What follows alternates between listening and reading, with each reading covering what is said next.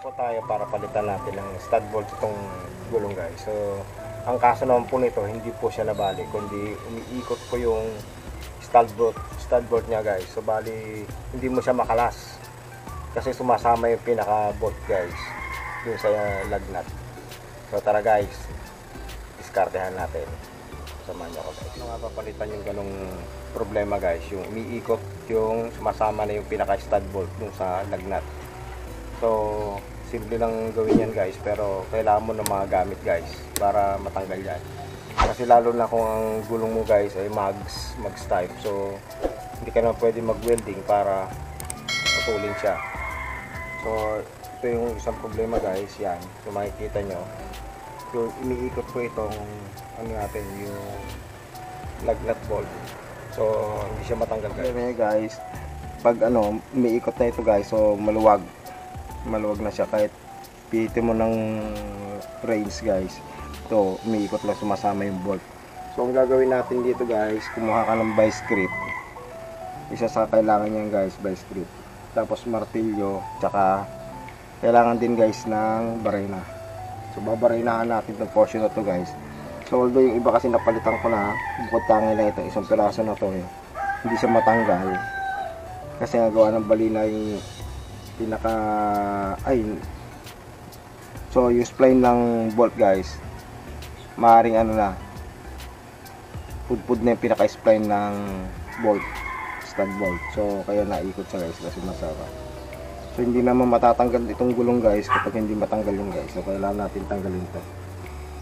Ganitong kaso guys, kumuha ka ng vice grip, kailangan mo ng vice grip, fitting mo lang ng ganon kasi yan yung tutukod dito guys. Yan. Tapos kumuha ng barena guys, kumuha ka ng barena, kailangan mo ng barena, yung kasukat nito guys, sa kukunin mo guys yung eksakto lang dito sa ano, sa lug nut natin. Tapos barinahan guys.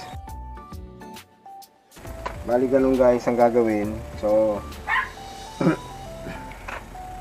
dire-diretso lang guys na babarinahan. Ayan.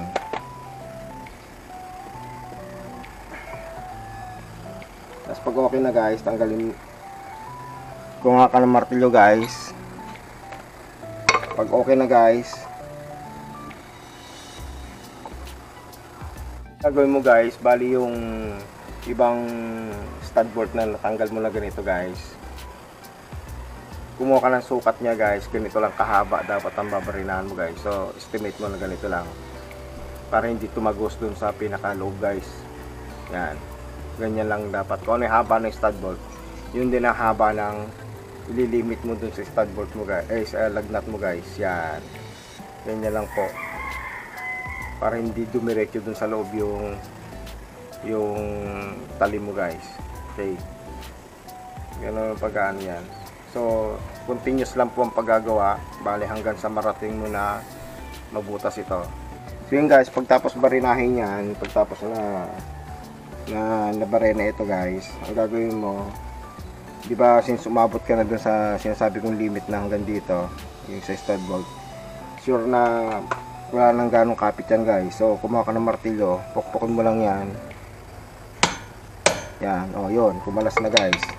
So ito siya, oh. Yan, kumalas na. So nakita nyo guys yung nabali na na tornilyo yun, oh. Nasa loob. Okay. Yan. Ganun po ang ginawa natin guys. So since natanggal na natin ito guys, balit kakalasin na natin yung apat at para mapalitan natin stud bolt.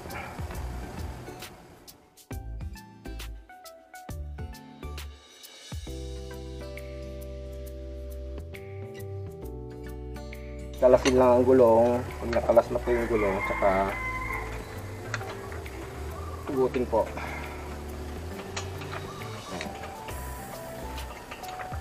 Yan, so tanggal na po natin yan guys. Yung gulong ilagay nyo lang sa ilalim para just in case na bumagsak na yung sakyan nyo, nakaprotect po yung gulong guys, hindi siya didiretso pababa.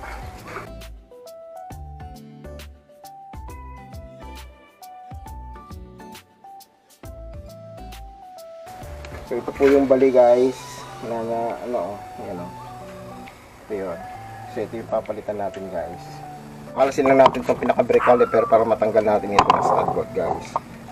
Ayan. So kumuha lang ng number 14 na socket wrench or box wrench guys, pang kalas dito sa dalaw na yan. Yan lang po. Itatanggalin dyan guys. So yun guys, bali pihitin lang po ng pakaliwa ang pagbabaklas po ng tornilyo guys.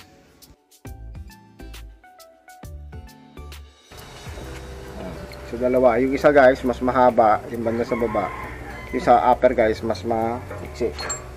Okay, yan. Tugutin lang po yung caliper guys, yan. Tapos brake pad, tanggalin lang. Yan. Kabila. So pwede na matanggal yun guys, yung stud bolt natin.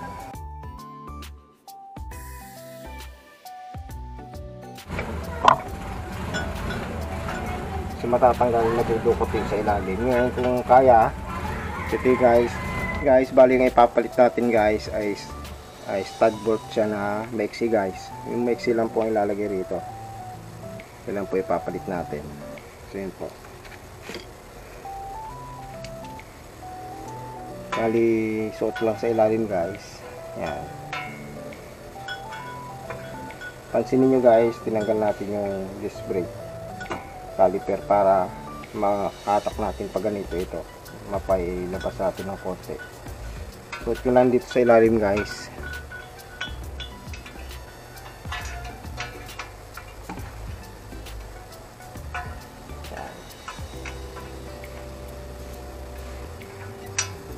Yan, ganyan lang guys, yan.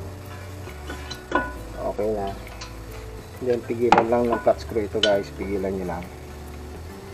Yan, para hindi siya bumubog. Then lagyan ito ng yung stock niya na tornilyo guys. Ayan ang panghigpit nyo. Kasi bawat bolt guys na bibilin mo, stud bolt, may kasama ng lock nut. Yan mo nang gamitin nyo guys. Yan.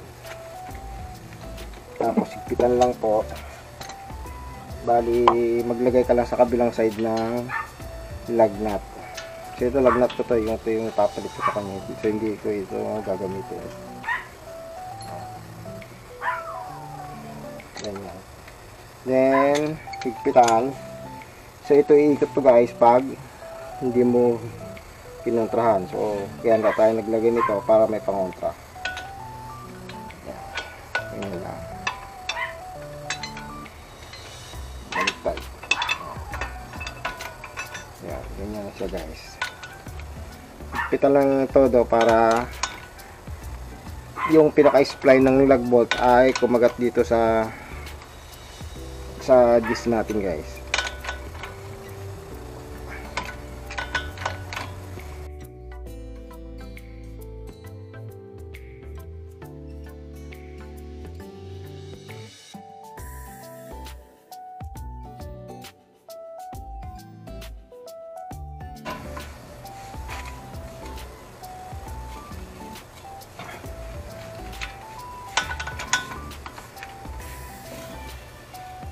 Yun.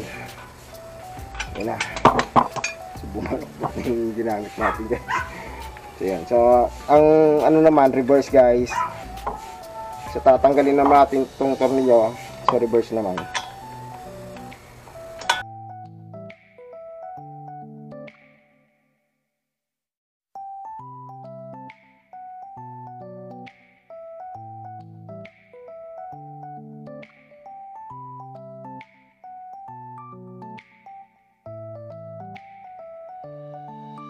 Na tapos natin na ilagay ito itong napalitan ng stud bolt, itong pang disc brake sa harapan guys.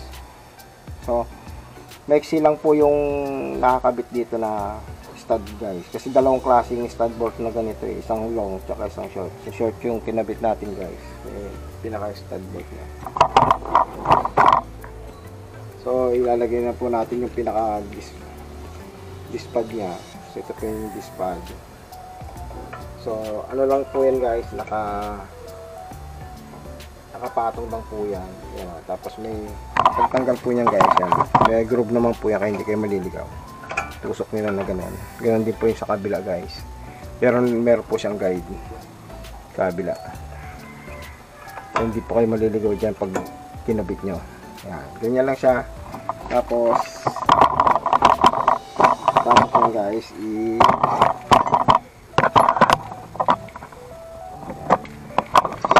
babalik natin itong pinaka cylinder niya guys.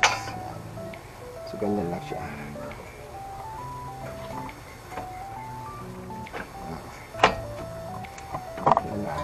Okay.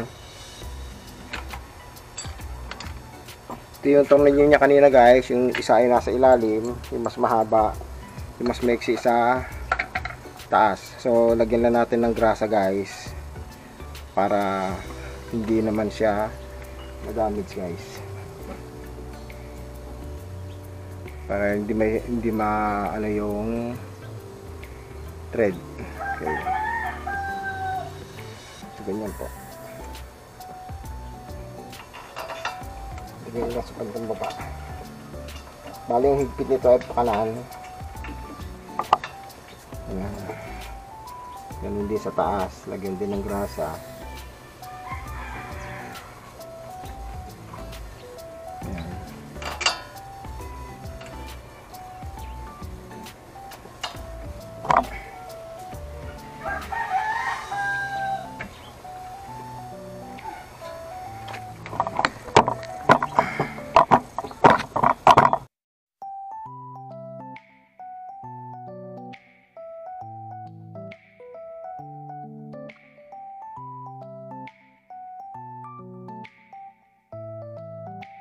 Bali double check natin kung okay na bago natin ilagay yung ibalik yung double check lang natin yung mga pinagtatanggal natin kung okay na guys.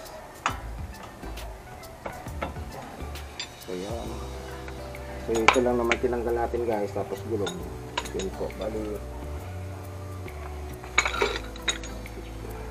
tapos pagtapos yan guys, yung mga stud bolt, lagyan nyo na rin ng grasa. So ito, nilagyan ko na siya ng grasa. Yan po. So, kita nyo guys, may mga grasa na po yan. So lubricate nyo na rin ng grasa itong mga stud bolt para protection din yan guys dun sa lagnat nyo. Pinakalagnat nyo. Okay.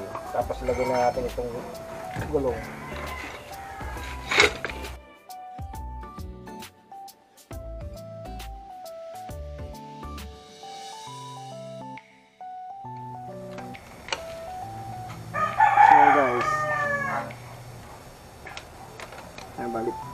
Binabalik natin ang gulong guys.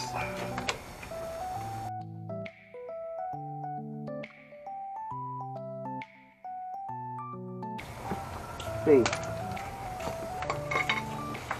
So yan. Okay na guys, natapos na natin gawin.